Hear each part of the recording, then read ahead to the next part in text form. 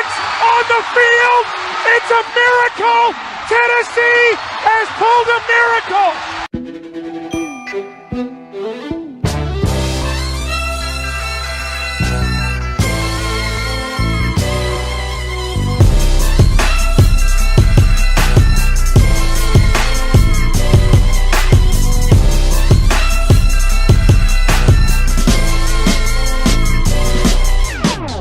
Welcome into the Feels Like 99 podcast, the home of your Tennessee Titans. I'm your host, Drake Kizer, and I am joined as always by my co-host, Caleb Waters. Episode 11, the first off-season edition of the Feels Like 99 podcast. Drake, what are your thoughts on this so far? Does it feel weird? Well, it is a little bit weird knowing that this weekend and all weekends for a very long time, there's not really going to be any football to watch other than the Super Bowl coming up here in a week or so. And then after that, there's not going to be any football to watch, no type of Titans news really that we can, we're going to try and drag it out and talk about something, but it's going to be guys in shorts and tees and, combine and pre-draft and all that other type of stuff, man. I'm sitting here waiting on July so we can get into training camp. You got me sad already, man. You just said there's not going to be football for 6 months, I guess. God, that makes me sick to my stomach just thinking about it. I think I've gone to a little state of depression thinking about it. I know, it's so weird because ever since we've started this, especially, I mean, we both always really keep up with football and everything else, but ever since we've started this, we've been so all in Titans every single week, tweets and text and obviously these shows and just all Titans all the time. And now it's bam, we have nothing to talk about. If it wasn't for a very, very important event this week, I guess we might not even have a podcast right now. So I know. I think we're both very, very excited to be able to talk about this because I feel like it's something that neither of us were expecting based on, even just last week's podcast with Andrew. We were kind of discussing some scenarios and stuff, but I don't think either of us anticipated what was to come in just literally the next couple of days right after we recorded. It's literally almost like a backflip, honestly. A jump for joy. Yeah. When they found, I remember being at work in the days following and just kind of following the story live as it unfolded. Whenever we got put out of the playoffs and everything like that, and things just kept rolling, kind of wow, he really might get fired. Mularkey might be done. And then one morning, I remember my dad texted me, and then 2 minutes later, you texted me too, and it was Mularkey fired, Mularkey's gone. I'm what? That might have been the best news I've gotten in a week, man, other than Tom Brady injuring his hand. I know, with the big stitches and everything. I can't believe that he was so loyal to his coaches. It cost him his job. I know. It was literally me and my dad talked about it right after that. And even kind of before, we kind of had anticipated this might happen, but we didn't think ownership would let it happen again. This was Mike Munchak part 2. It really was. Would you say that Mike Mularkey quit on the team? Pretty much, because he didn't really you can't really say that he resigned because, he basically said when they asked him to make the changes that they deemed necessary, he said, I won't fire my guys. The same thing that Munchak said. And they said, if you won't do that, then we will fire you. And I'm pretty sure that at that point, their wording was that they reached an agreement. I'm pretty sure he said, okay, then I quit. That is just – I will never understand why NFL coaches do that. I will never. Just because literally that is the highest point you can get in coaching outside of being in the Hall of Fame is being an NFL head coach. I know. And see, I remember that rant that I went on. I think it was after we got blown out by the Steelers. I think that's exactly which one it was. Remember the one that I went on about how we're loyal to losers and everything? Our franchise is way too loyal to losers. Mularkey is loyal to losers and all that stuff. Yes. And, that's basically exactly what it came down to. At the end of the day, he was too loyal to – the whole staff wasn't losers, but – a large portion of it was, and he was so like just unfailingly loyal that he literally was willing to quit on these players who, I mean, a lot of them absolutely adored him. And it just blows my mind thinking that he was like, okay, all right, that's it, I'm done. Like, I can't imagine a scenario where I would do something like that, to give up a job because I wouldn't fire somebody. That's just ridiculous to me. And and it's for the best. Maybe not for him, but it is for the Titans and ownership. And they kind of gave him an ultimatum, and he didn't take it. Maybe this, like at the beginning of the year, I was like reading stuff about how we might be a coaching staff away, but I never thought we might get that coaching staff right now. No, and I see like a lot of things more and more kind of leaking out right after the firing, and just some of the comments that were made at that press conference immediately after by John Robinson. It really does seem like we almost kind of were in the middle of a power play by John Robinson. You know what I mean? Like, I feel like that he really like put himself out there and kind of put himself in harm's way to really say like, you know what? I'm going to make this move. I don't think that Coach Mularkey is the best option for our franchise. And I think that I can go out and choose the correct guy to lead us into the future. And I think that he won. I don't think that he necessarily said that I want Mularkey fired or I'll quit or whatever else. But I think it was made very clear that either you fire the coordinators or you can be gone. And so when he was gone, I don't think Robinson was upset.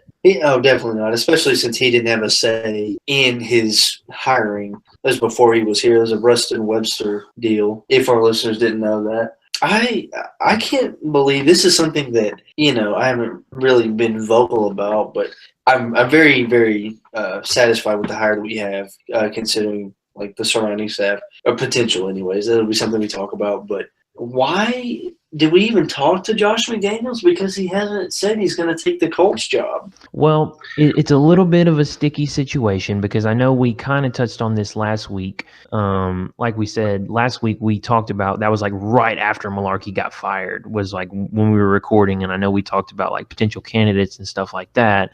So I know that we did kind of bring up McDaniels. And I think that the main reason that we kind of sold out on him very quickly was because kind of the same issue that the Colts are facing right now. And it's that he's still obviously going to be coaching in the Super Bowl. Same thing with Matt Patricia and the Lions.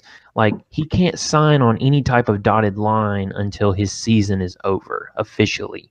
And he can't even really be talking to teams except in their off weeks. And I don't think that the Super Bowl off week is one that he can even be in contact with other teams. So I think at a certain point, once they kept winning and once we fired Mularkey and felt like that he was pretty much already going to take the Colts job, regardless of what we did or how much longer that we waited on him, I think that we kind of just basically went all in on Coach Vrabel and just said, you know what, we think this is our guy. It would have been nice maybe to have McDaniels, but we don't think that we're going to get him anyway, so why wait? Let's go all in for this guy that was basically 1A. Yeah, I mean, I'm completely satisfied with Coach Vrabel, and I'm even more satisfied with the comments he made in his introductory press conference. Yes, he really, really impressed me in his introductory press conference. What were some of the things that really stuck out to you? Well, he basically was like, if I want to throw the ball deep, we're going to do it, and nobody's going to tell me otherwise. So that tells me that he's going to be in complete control of the team. And then he said that this may not have stuck out to everyone, and it may not even be true, but he said that they were scared when Marcus came to play them in Houston. And I really believe that too. I really do believe that opposing defensive coordinators really, really look at him as a guy to be feared. I mean, he is like, when he's in his element, there is nobody that can stop him. I was watching that AFC Championship game with Jacksonville and New England, and you saw Church, the same one that Mariota absolutely stiff-armed in that last game of the season against the Jags, and he's putting Gronkowski out of the game with that big, like, bone-crushing hit and whatever. Like, he's a fearsome guy, and our quarterback was out here stiff-arming him like he weighed 100 pounds. Like, that just shows you the type of impact that he can have in the right right system. It's crazy, man. And something else Coach Vrabel said, he said they were going to run things that Marcus is good at,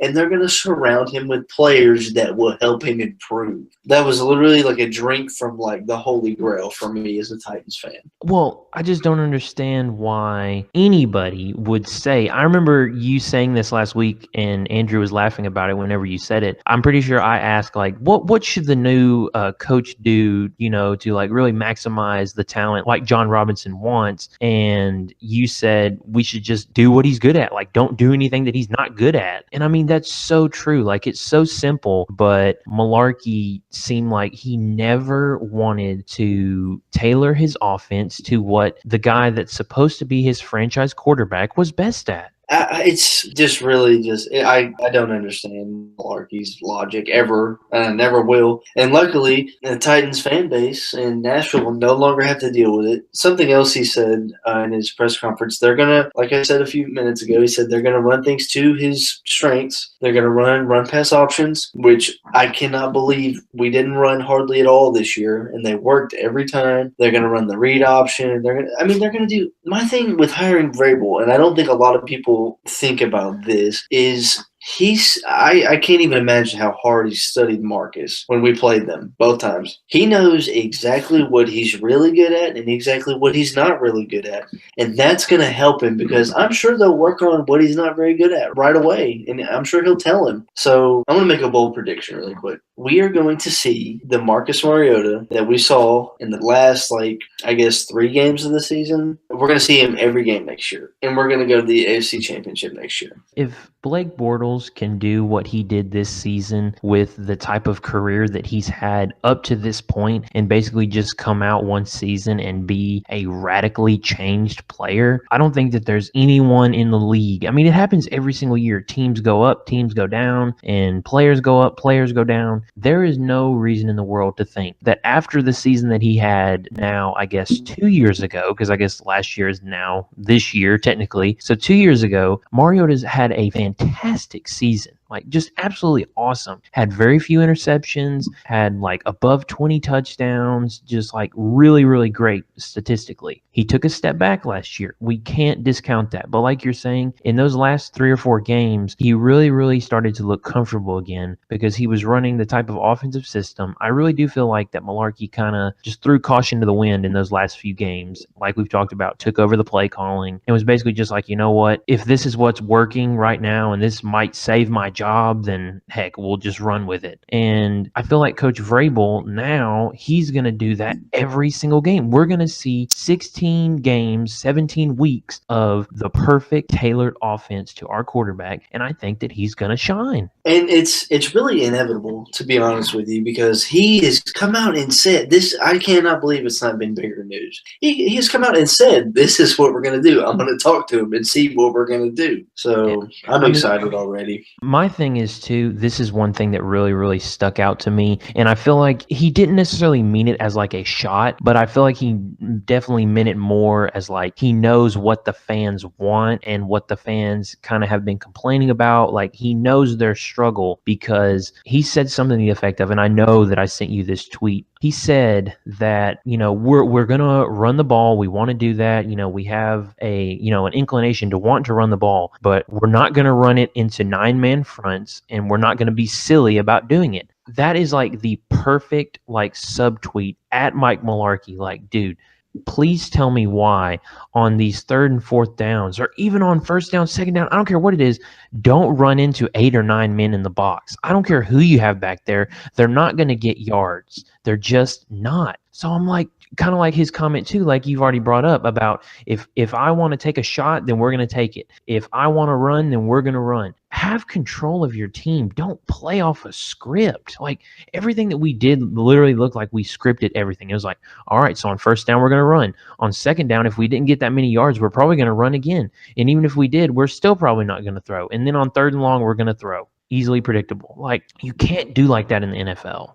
Exactly. I know this is kind of a hire and hope to national media, but Jadeveon Clowney and J.J. Watt and a lot of guys have come out and said when he comes in the room, he starts talking, He's like, he owns the room, and that they get confused because he says so many like smart things that they get confused. So I'm giving this guy the benefit of the doubt right away. Well, that's my thing too. Is I remember that was one of the clips that we put on last week's show. Was Clowney basically saying like he was going to go on record as saying that Coach Vrabel was the smartest coach that he'd ever been around. I mean, he was only his defensive coordinator for 1 year. So before that, he was saying that the smartest coach he'd ever had was basically his linebacker position coach. And I mean, this is a guy that's played for so many greats in this game. And I'm just like, if he's saying that about somebody who's only been a coordinator for 1 year, man, I think he's got endless potential as a head coach.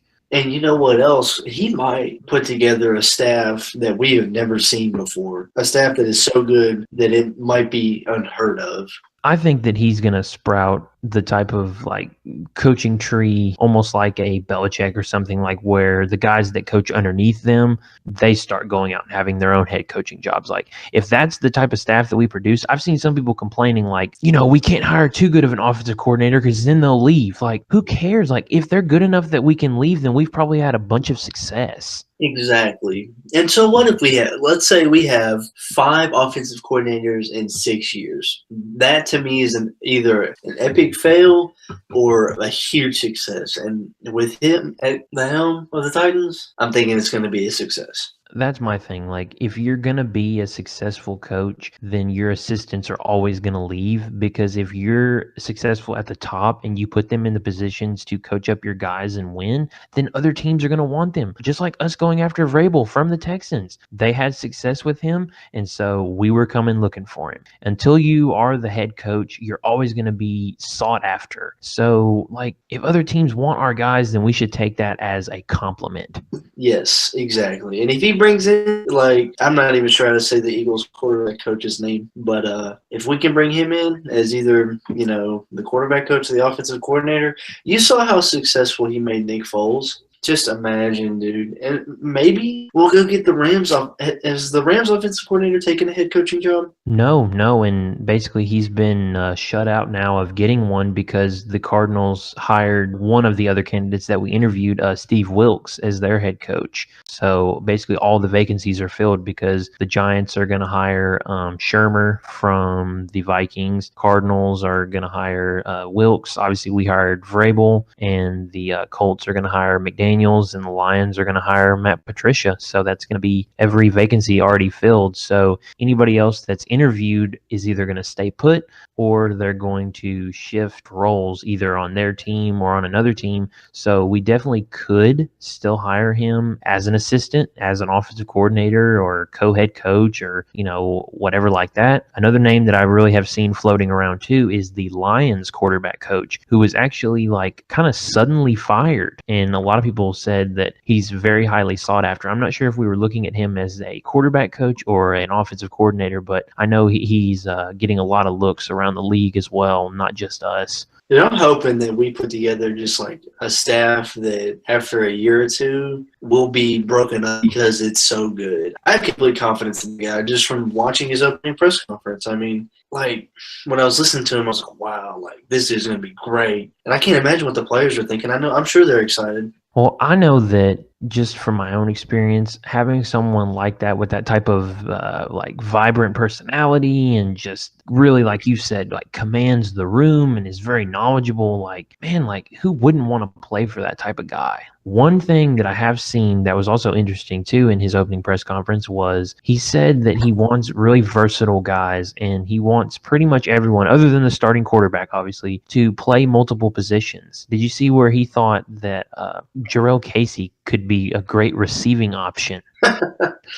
I saw a little bit of that, and I kind of just disregarded it, but he probably says that because he had a lot of offensive success himself. He actually caught at least 2, I know for sure, touchdowns in the Super Bowl, and I know that he played a lot of other offensive snaps as well. And I feel like that he would take a look at guys like a Casey because they can get off the ball, and if you can get the ball to him in space, I mean, if you can just literally get him to grab it, then he could probably catch it. Or someone like Lawan, who we know has already scored a rushing touchdown in his career. Dude, this has the potential to become an AFC South favorite, which they should be, even if Malarkey was still the coach. And something else that we're going to touch upon, I guess, right now is the redesign of the Tennessee Titans uniforms. Yes, we're ushering in a new era of, the coaching staff and everything else like that. But we have received confirmation from a lot of different insider sources with the Titans that in April, close to the draft,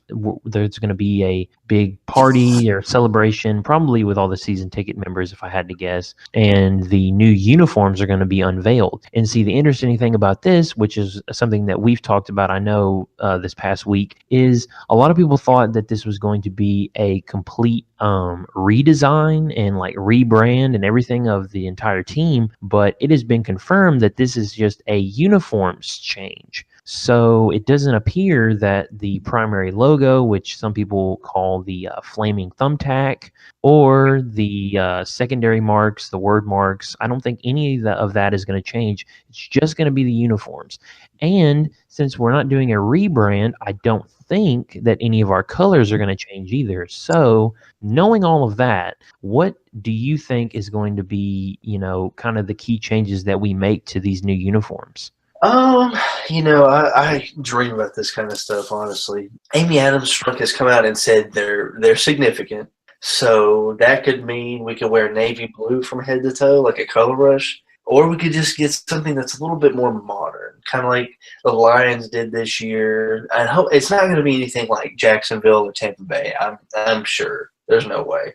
I don't think so either. I do think that maybe, not necessarily that we got the idea or anything, but I do think that we will be inspired by teams like the Lions and I'm trying to think of another team kind of recently that's done a classy type rebrand. The Dolphins kind of did one. I don't like their new primary logo necessarily, but their overall uniform was relatively unchanged, but just kind of updated a little bit. I definitely think we're going to take a page out of those books and try and, not radically change things, but just kind of move into a new century. Because basically when these uniforms were unveiled, we weren't even in the 21st century yet. We do start to look more and more kind of outdated in relation to other teams. We're a little bit plain, and we just kind of need something that's kind of our identity. You know what I mean? The Seahawks have the special patterns and the weird colors, and other teams have, maybe a more traditional look, but they have that type of tradition. We really don't. So we just need something that will help us, kind of stand out. Right. I think, we have the stripe on the pants where the two outside stripes are either navy or light blue and the inside is white. I think we're going to get everything that's, I guess, stock, if you will. Right. I think we're going to get a new number font for sure. Yes, most definitely. We see our number font everywhere. It's not that bad, but it is. I don't know. We're definitely desperate for a redesign. And, thankfully we're getting it. I think we're either going to go with more light blue stuff. Everything we're going to have is going to be signature. So there's not going to be anything like it that we've seen, I guess. But I'm excited to see what we've come up with. Maybe updated and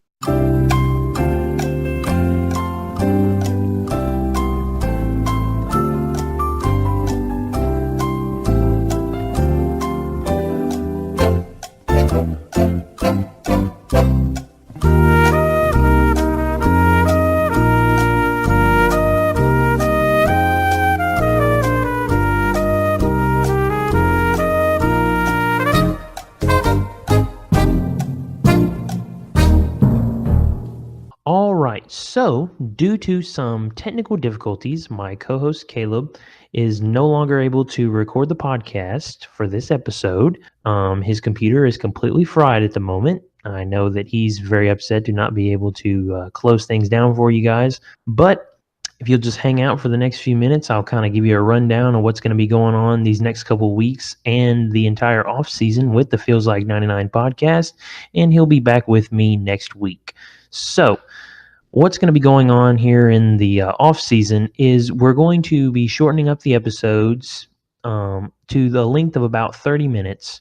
we've taken a cue from some of our other favorite podcasts that are more team-centric, and we noticed that during the off-season, they kind of shorten up their content a little bit and try to spread out their episodes a little bit more as new news and available information kind of starts to trickle out more and more slowly.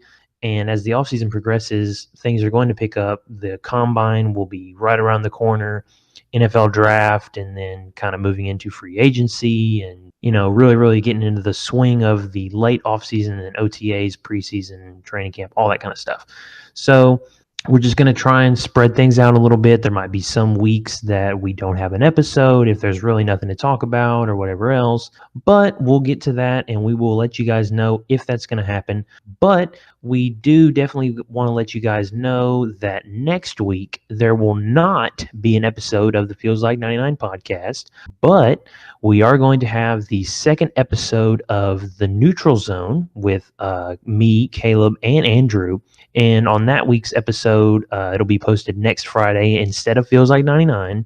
And it will be a discussion of the Super Bowl, a little Super Bowl preview, some breakdown of the game, predictions, and just other NFL storylines and things that we kind of want to talk about. You guys remember from the first episode that it was kind of just a compilation of random things, whatever we thought was funny to mention or talk about or whatever. So it'll be another fun-filled episode with the three of us live and in color. And so that's what you guys are going to be able to consume on next week.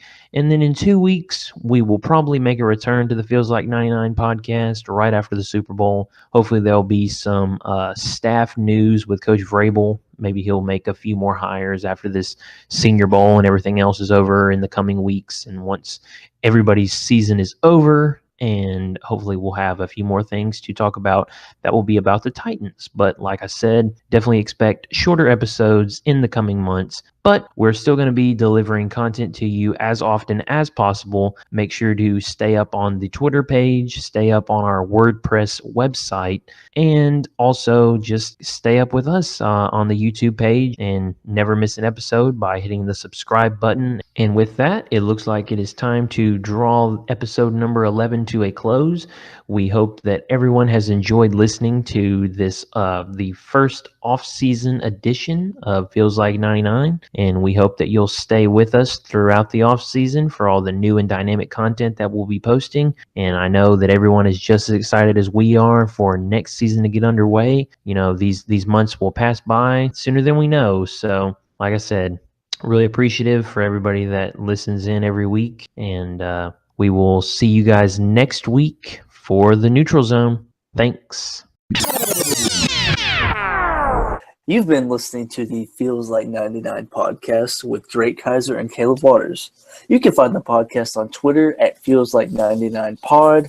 You can find the Feels Like 99 podcast on our new website, feelslike99.wordpress.com. And you can find just about everything you need there. You can find the archives of the Feels Like 99 podcast on YouTube. If you search Feels Like 99 podcast, you can subscribe by hitting the subscribe button. You can find my co-host, Drake Kizer, on Twitter at DrakeKizer_. You can find myself on Twitter at CalebWaters_14. Tell a friend about the Feels Like 99 podcast.